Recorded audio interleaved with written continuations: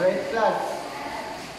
We just discussed that when you borrow money, you pay interest, right? Yes, sir. Yes, sir. So today, we are going to learn about the structured way those loans are paid off. This process is called amortization.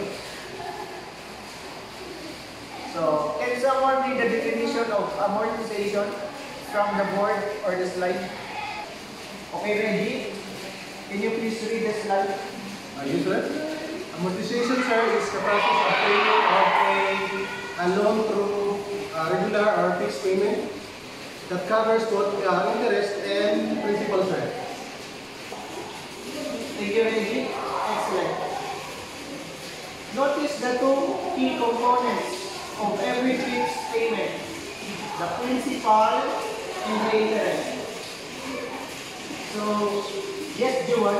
Sir, what's the difference between those two again? That's good question. That's good question, Juan. So let's clarify. The principal is the original amount borrowed, and the interest is the cost of borrowing.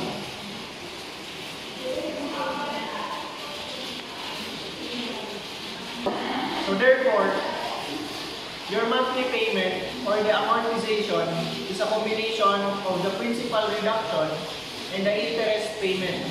Does that make sense? Yes. So if I make a 5,000 pesos payment, part of it pays the interest, and the rest reduces the original amount. That's exactly right. Okay.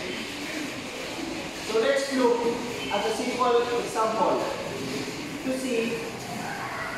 Imagine a person borrows 60,000 at 10% annual interest to be paid in 12 months. So our step 1 here is we are going to find the total interest charge. Reggie, how do we calculate the total simple interest?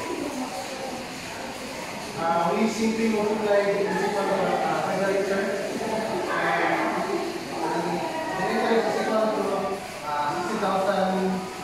60,000 times 10%, and that's 6,000. Correct. That's correct, Reggie. The total interest is 6,000. Now, what is the total amount that needs to be paid back to the lender? Yes, Juan.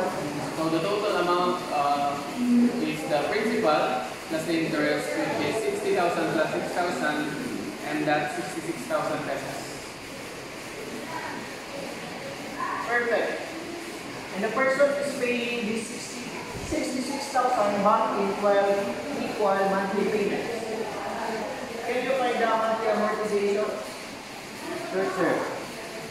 I'll simply divide the total amount by 12 months. So we have 66,000 divided by 12.